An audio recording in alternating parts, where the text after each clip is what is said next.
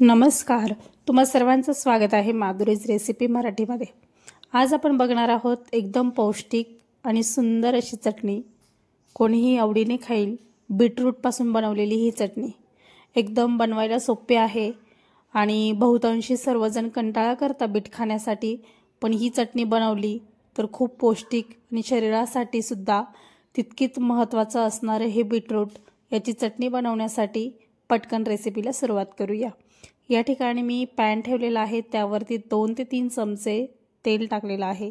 तेल व्यवस्थित गरम झालं की त्यामध्ये बारीक चिरलेला आपण या ठिकाणी लसूण टाकलेला आहे। लसूण व्यवस्थित लालसर रंग येईपर्यंत छान तेलामध्ये परतवून घ्यायचा आहे।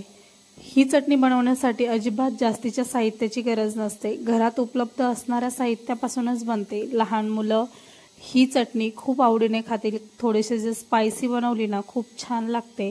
आणि बीट जे आहे स्वच्छ पाण्याखाली धुवून घेतलेला आहे, वरचं साल काढून किसून घेतलेला आहे। आता किसून घेतलेलं बीटरूट अजिबात पाण्यामध्ये टाकायचं नाही, त्याआधीच किसण्याच्या आधीच बीट छान स्वच्छ धुवून घ्यायचं, म्हणजे त्याची माती जी आहे ती निघून जाते। या ठिकाणी तेल व्यवस्थित गरम झालं, त्यामध्ये मस्त लसूण जो आहे जास्तच टाकलेला आहे थोडासा, आणि तो लालसर रंग येईपर्यंत तेलामध्ये परतवून घेऊया। ही चटणी जी आहे ना मुलांना टिफिनमध्ये जरी दिली ना तरी खूप छान आहे आणि बेस्ट ऑप्शन आहे। मुलं जे आहे पौष्टिक काहीतरी त्यांच्या पोटामध्ये जाईल या पद्धतीने ही जी रेसिपी आहे खूप सुंदर आहे, त्यामुळे नक्की ट्राय करा। या ठिकाणी तुम्ही बघू शकता जो लसूण जो आहे ना एकदम लालसर रंग येईपर्यंत हलकासा तळून घेतलेला आहे, परतवून घेतलेला आहे। या ठिकाणी लसूण व्यवस्थित परतल्यानंतर यामध्ये अर्धा चमचा जिरे, अर्धा चमचा मोहरी व्यवस्थित फुलले की त्यामध्ये बारीक चिरलेला कांदा जो आहे तो आपण टाकून घेणार आहोत। बारीक चिरलेला कांदा आता टाकल्यानंतर साधारणतः 1-2 मिनिटं व्यवस्थित कांदा परतवून घेऊया। या ठिकाणी घरातल्या साहित्यामध्ये ही जी चटणी आहे खूप सुंदर बनली जाते। जास्तीचं साहित्य याला अजिबात लागत नाही। कांदा प्रत्येकाच्याच घरात अवेलेबल असतो, टोमॅटो पण प्रत्येकाच्याच घरात अवेलेबल असतं, त्यामुळे ह्या चटणीसाठी बाहेरून कोणताही पदार्थ आणायची गरज नाहीये। या ठिकाणी 2 मिनिटं कांदा व्यवस्थित हलकासा ब्राऊन होईपर्यंत परतवून घेतला की आता यामध्ये आपण टोमॅटो सुद्धा आपण टाकून घेणार आहोत। या ठिकाणी तुम्ही बघू शकता कांदा जो आहे ना मस्त छान लालसर रंग येईपर्यंत 2 मिनिटं परतवून घेतला आणि त्यामध्येच आता टोमॅटो देखील आपण टाकून घेत आहोत। टोमॅटो हलकासा मऊ होईपर्यंत छान परतवून घेऊया। आता या ठिकाणी तुम्ही बघू शकता टोमॅटो आणि कांदा व्यवस्थित 1 मिनिटभर, कमी गॅस आहे माझा, अजिबात गॅसची फ्लेम कधीच वाढवायची नाही। सर्व प्रोसेस जी आहे ना चटणीची मीडियम गॅसवरती किंवा कमी गॅसवरती करायची। एकदम सुंदर चटणी या ठिकाणी आपली तयार होणार आहे। या ठिकाणी तुम्ही बघू शकता 1 मिनिट भरानंतर कांदा जो आहे ना मस्त छान मऊसूत झालेला आहे आणि टोमॅटो सुद्धा। आता यामध्ये अर्धा चमचा हळद आणि लाल तिखट जे आहे ना ते थोडंसं आपण जास्तीचं टाकणार आहोत रोजच्या भाजीपेक्षा।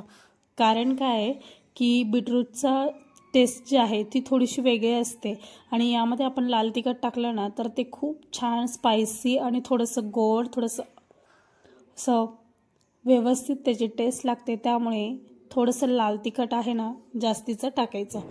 या ठिकाणी 1.5 चमचा लाल तिखट टाकलं आहे। त्यानंतर त्यावरती कोथिंबीर टाकून घेतलेली आहे आणि किसून घेतलेलं बीट सुद्धा यामध्ये ॲड केलेलं आहे।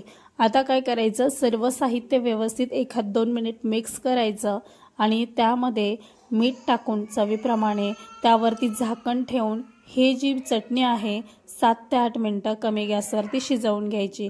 बीटरूटची चटणी बनवताना पाण्याचा वापर अजिबात करायचा नाहीये, कारण पाण्याचा वापर यासाठी करायचा नाही की बीटमध्ये ना पाण्याचं मॉइश्चर जास्त असतं, त्यामुळे काय होतं ते थोडंसं ओलसरच असतं आणि चटणी बनवताना आपल्याला सुकी चटणी बनवायची, त्यामुळे अजिबात पाण्याचा वापर न करता त्यावरती आता मिक्स करून झालं की झाकण ठेवायचं आणि कमी गॅसवरती साधारणतः 5 ते 7 मिनिटं ही चटणी मस्त शिजवून घ्यायची।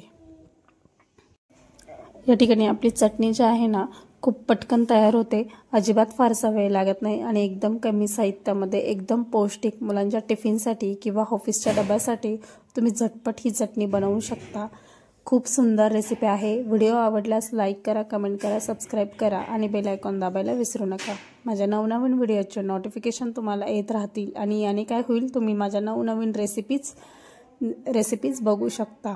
या ठिकाणी सर्दीचं वातावरण आहे, हिवाळा चालू झाला आहे, त्यामुळे सर्वांनी स्वतःची काळजी घ्या, मस्त खा, स्वस्थ राहा। आणि ही चटणी जी आहे 7 ते 8 मिनिटांनंतर तुम्ही बघू शकता मस्त या ठिकाणी शिजून झालेली आहे आणि खूप सुंदर शिजली गेलेली आहे। चवीला खूप भन्नाट लागणारी ही चटणी सर्वांनी नक्की ट्राय करा।